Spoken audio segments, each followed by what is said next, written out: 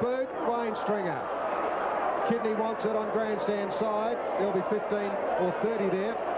Very clever work by Dwayne Russell. He knew all about it. Wouldn't let him take off. Stringer goes to the outer side. Talbot tries to punch away, but gives the free kick away to Kinnear.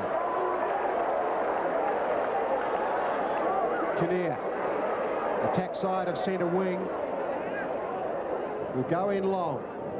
Russell and Seabohm, big punch away there by McFarlane. Players on top of the ball, and umpire Foster will bounce. Port Adelaide in attack, lead by 21 points, close to half-time, approaching 30 minutes. Siren sounds, it is half-time. Port Adelaide in a low-scoring game, lead 7-6-48, the Bays 4-3-27.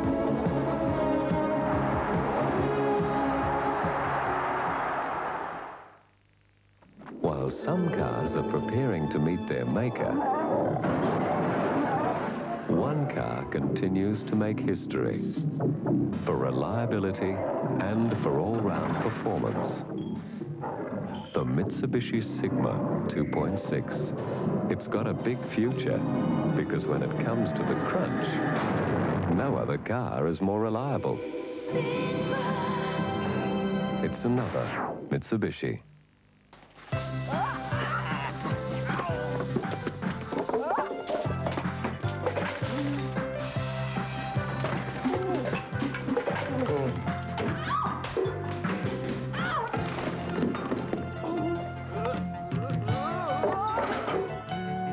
Need some more paint, son? Yeah, Dan. If you need it, you can get it here at Lloyd's, 7 days a week. How good do you feel when your hair is all soft, shiny, just right? Hairdressers that really care use their skill and ability to make you look and feel good.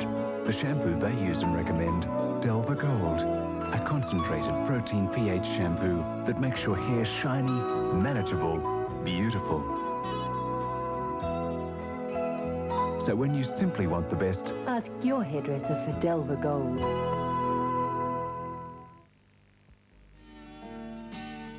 There's a South Australia you see every day, and a South Australia you may never have seen at all, like Kangaroo Island. The wildlife, the remarkable island scenery. Enjoy a good family time.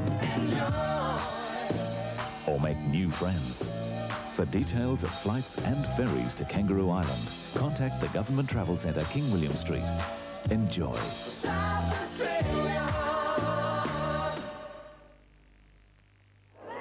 It's fairly dark and dismal here at Football Park as we pick up the second half. The umbrellas are up and the lights are on as umpire Foster gets it underway now with Port Adelaide leading by 21 points. Dexter Kennedy in there, looks for Owens who missed it. Backed up by Belton. Port Adelaide smothered off the boot. And in goes Garton. Thumps the ball clear. Undecided where to go. Finally it is Seabohm. Kicks long. Smith on for Port Adelaide. The back of the pack. Dream run. Motlop, who he left the ball behind. In there is Hall. Gives a charge. Kernahan hooked around the corner. Close. Oh, goal. What a start. Motlop is dazed. Kernahan's second goal. And the Bays off to a brilliant start in the third quarter. Well, it would appear they've got the breeze going for them this quarter, the Bays, and you can't start much better than that. Motlop tried a half volley it, completely missed it, as you can see. It was fortuitous, though, because Hall got it out to Kernahan. You can't keep a big star like Kernahan out of a game for too long, and he got his second goal. 5-3 Glenelg, Port Adelaide 7-6. 15 points in it at the centre bounce. Garton against Dexter Kennedy. Rain drizzling down, Garton underneath the ball, thumps it clear, but it's taken by Clifford. Kick number 16. Not very long, but Dwayne Russell, using his body well, finds it at centre-half forward. Quickly elects to play on. Out comes Big Evans, out in front of Duthie. Oh, he almost marked the footy. Paddling it in front, joined by Anderson. Trying to get his pace to burn around the corner. Hooking back in towards full forward, but it's well taken by Scott Salisbury. Salisbury thought about playing on with that back turn, but was quickly collared by Geneva, and he goes back to kick the Bays out of defence. Wobbles one out. Kennedy goes up. The ball a bit slippery. Garton couldn't collect it. Through goes Owens. Been in the action a lot, Owens. Players around the ball, and umpire Kinnear will bounce. 5-3 Glenelg, Port Adelaide 7-6. The loser in this game plays Norwood next week, and that's somewhat ominous because the Redlegs are doing it well. Dwayne Russell kicks over the shoulder. Bradley, Simons. Gee, Bradley copped one high. The umpire didn't see it. Russell gave it to Simons. Bit of urgency about the bays now. Player down behind play. Port Adelaide player. I think Bradley, he did cop a high one. Off Kernahan's boot. Marshall hooks around the corner. Copping lumbers out. But that went straight through him, but he gets back on it. Very slippery as Gill picks up. Kicks out wide towards Kennedy, and he marks in front of McDermott. Bradley still getting attention. At left half forward for Port Adelaide. Underneath the ball, Garton, that went straight through. I don't think he touched that ball. McDermott there, shot it out. Garton falls over the top of it. And umpire Kinnear will throw it up. Conditions deteriorating. Very slippery, the ball. Adam Garton back in defence. In comes Dexter Kennedy. The bodies go in. Kennedy's tap back, finds Ebert. Forwards the ball in towards McFarlane. Can't quite find it. In comes Evans. McFarlane gets the run of the ball. Salisbury clear, but he's going to kick long back to the outer side, but he kicks out of play. Might have used the short pass, but Bradley looking pretty groggy. Does not look well at all, and trying to find out where he is. The free kick goes to Anderson, half-forward line. Gee, that's a struggle into the breeze. McDermott back in defence. Can't get it the first time. Stringer left it behind. In goes Clifford. Clifford finds Ebert, but he can't get it clear. Kidney over the top, Garton. Russell looks in, and umpire Kinnear will come in to bounce it down. Gee, it'll be a tragedy for the Magpies if Bradley's in trouble. Although he wasn't dominant in the first half, I think certainly Marshall beat him. He only had 6 kicks, whereas Marshall had 10. And we see another bounce, left half forward flank for the Magpies. Kidney there, number 17. He's a real terrier. Garton behind Kennedy, Russell out to Simons. Smothered off the boot by Bradley. And Anderson nearly marked it. Then it went out. Port Adelaide supporters out there want to push in the back, but they won't get it. Garton and Kennedy. Kennedy's been the best ruckman on the ground, easily. He's in front again, pushes it back to Bradley. Quick kick off the boot. In comes Talbot. Gee, did he play a top first half. Kicking away is Marshall. Copping's got the run of it. He can't run, though. That groin must be playing havoc with him. He pulls it back towards Kernahan. Back towards Alan Stringer. He'll get a free kick from being held on to. We'll bring it back towards Tony Hall. Up goes Copping. Centre half forward. He's taken the mark. Gee, that ball stopped in mid-air then. It didn't reach Hall. Copping came in and took a fine mark. He hasn't marked well today. It's been difficult. Copping, in fact, has only taken 2 marks. This will be his 4th kick. Kicked a goal in the 2nd quarter. Copping lines up. Oh, he's missed. Bomber Clifford kicked 2 from the same spot in the 2nd quarter. You've got to kick goals to win games. Port Adelaide 7-6, the Bays 5-4. Well, in the early part of that 3rd term, Glenelg kicking with the breeze certainly appeared as though they would get back into the game. But unfortunately, from that point on, they could manage to convert only another 4 minor scores for 4 points. And really, Robert, to win finals games, you've got to make the most of your opportunities, and the Bays didn't. They certainly didn't, although the same could have been said of Port Adelaide in the 1st quarter, Rick, when they kicked 4 goals 6. But that one that Stephen Copping missed then, I thought was very important, because it would have been 6 goals 3 to 7-6 at the 5-minute mark of the 3rd quarter. And I'm sure that would have given Glenelg a little bit of a stimulation to really go on with the job with that very strong breeze favouring their end, although only so slightly. It was so difficult to control the ball. It must have been terribly hard for the players during the day to even play any sort of football whatsoever. But at the 10-minute mark, Stephen Clifford again kicked a goal for Port Adelaide into that strong breeze. And then at the 20-minute mark, about 20 minutes into the quarter, Russell Ebert made a mistake on the half-forward flank with a handball that he gave to Dwayne Russell. And Dwayne managed to kick it on, and then Russell Ebert, stimulated by his mistake, ran down the ground to recover the play. He got out into the forward pocket and kicked the ball across to Tim Evans, and Tim marked it in front of goal and scored. And I think that was really a sealer in itself in that 3rd quarter. To have kicked 2 goals into that breeze was a terrific performance by Port Adelaide, whilst Glenelg could only manage some 5 or 6 points. And then in the 4th quarter, the game sort of faded out, particularly, Ian, after that first goal by Tim Ginniver, when it went over the top, and everything seemed to be going for Port Adelaide then, and she ran through. It's the end of the penny section, Robert. As you said, it's a spectacle. The rain ruined it, the wind ruined it. But, you know, full marks to Port Adelaide. Their defence held up brilliantly. They put pressure on the Bay players all day. The Bays couldn't get a winner in attack. Across centre, they won well. I thought David Marshall had the better of Craig Bradley midfield.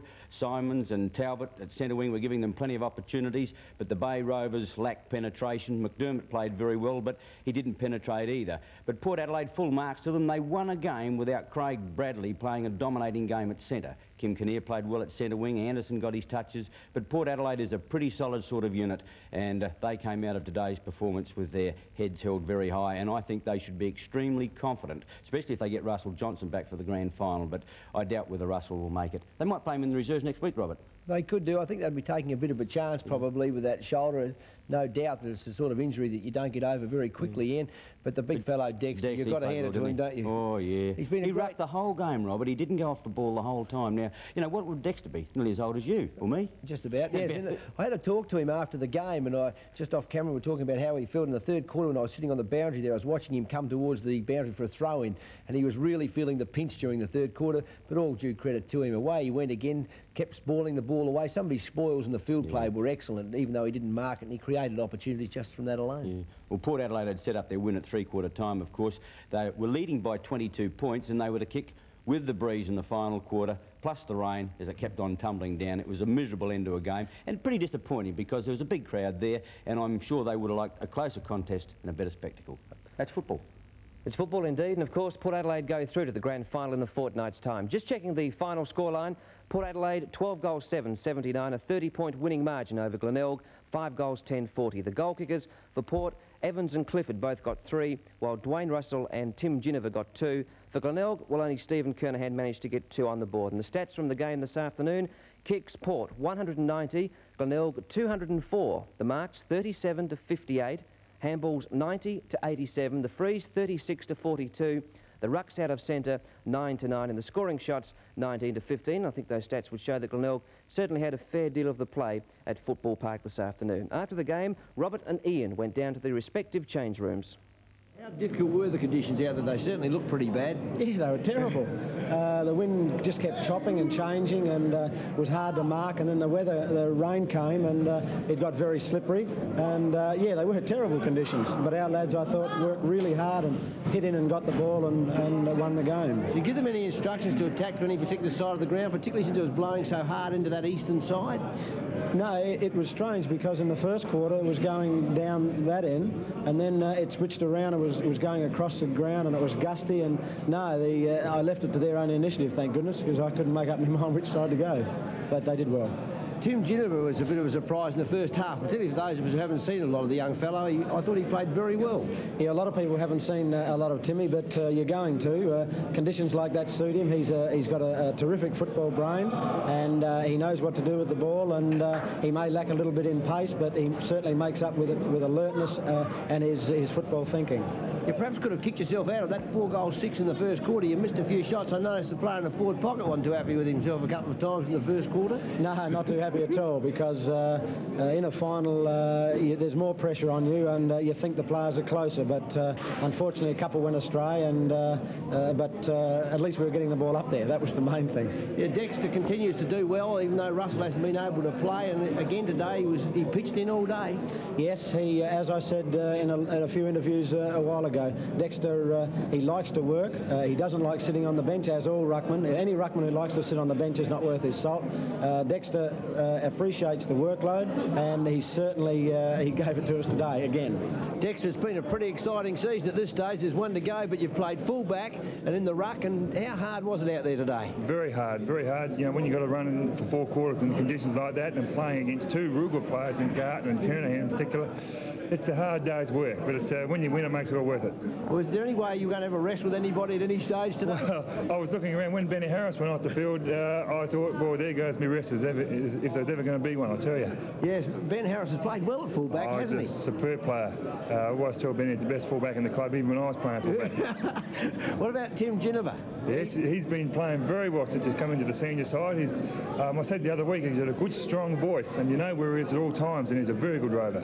What happens to get you out on your own behind the pack? I like the way you play them down the centre of the ground. I don't know how you seem to be able to do that. Do you do anything particular when the ball's out of bounds and so on? Oh, no, not really. I think I just tend to read the play differently to what a lot of other players do. At times it comes off, which is very pleasing, but if it doesn't, 9 times out of 10 my opponent's by himself, so which means you have to work twice as hard to pick him up. But today things went my way, so I'm very, very pleased. How many grand finals will this be for with Port Adelaide since you've been here? I've been very fortunate. A lot of players don't get the opportunity to play in grand finals, but I've played in 79, 80 and 81 and 84 this year, so this will be my 4th, and touch wood we can bring it off. Full credit to Port. They deserved their win. They were more available than we were at the feet of the packs.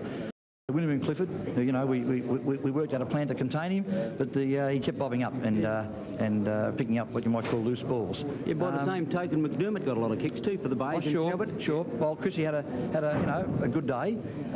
When you lose, though, you've got to look at the reasons why things didn't set up for you. And did you try to pick him up at all? Oh yeah, we worked off him. Supposed to work off him. You know, he hangs around the centre of the ground and doesn't go into the action sometimes.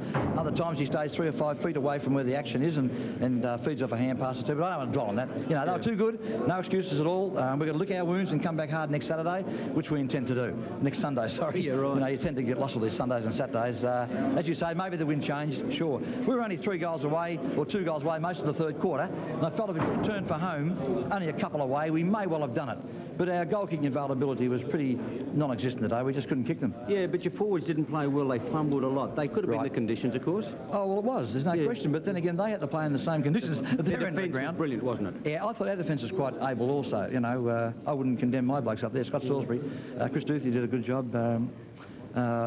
They were all there and picking up loose balls. Dennis Russell went down for the count early, but came back and did a good job on Russ Ebert. Yeah. You're down but not out, but does it... Oh, no. Boy, you're not going to win them all, Ian. No, right. The other problem is we'd won 5 coming into this final series. By beating Central made us 6. Yeah. To win a premiership 8 straight. Not many sides win 8 straight. In fact, well, the side has won 8 straight this year, and that was, you know, during the mid part of the season. So it is difficult to keep winning every Saturday. The point I was going to make, Graham, is that you haven't beaten Port Adelaide. They've beaten you 3 times. That's 3 out of 3 now. Yeah, right. Does that concern you? It didn't concern me initially, because after all, it was only 2 out of 2. It's got to be 2-0 or 1-all, and so they had gotten away with us. But they didn't play us at the Bay this year. They got us down here early in the season, beat us by 20 points, and beat us at Alberton by 25. After we'd played a night game against Sturt, which, you know, wasn't all that difficult to work out why we ran out of legs. But today, no excuses. Tell me, following the Schmozzle during the week, did you find it difficult to get them up, or don't you think that affected you at all? I thought it might help us, Sam, but no, I won't fall back to any excuse. We'll take it like a man, the side in general. You can't win them all, and we'll come back next Saturday breathing fire, one would like to think. You've got the legs next week. You've got a 1-1 record against them. Sure. Confident? I'm always quietly confident. No game is ever easy, and if it sits up for us and we get our fair share of the breaks, which I felt we suffered today with what you call the fair share of the breaks, we'll always be a chance against anybody. Of course, you've got the happy thought if you win next Saturday, you've got to play the grand final.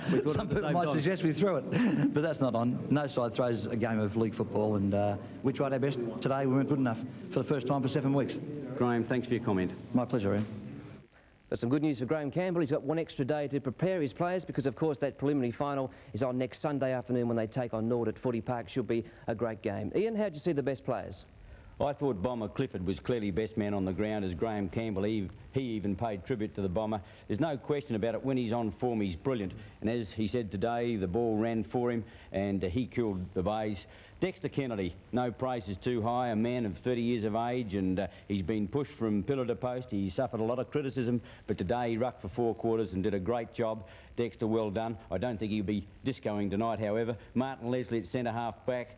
Kinnear at wing. Kim had a bit of a slow start, but the further the game went, the better he got. Very tough little customer. He played very well. And Stephen Curtis, some of his dashes out of defence were brilliant.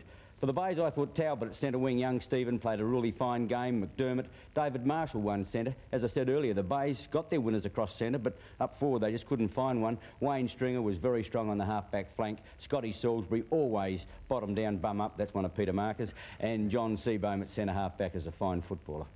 Thanks, Ian. I mentioned just a while ago when we were looking at those stats, Robert, that Glenelg had a lot of touches in that game at Football Park this afternoon, but really it comes down to really what you do with the ball when you've got it. There's no doubt about that. It's just value for play, and of course Stephen Clifford epitomises that. Some of his play was excellent. His ability to get hold of the ball, to get out in the open and to take value for kicks.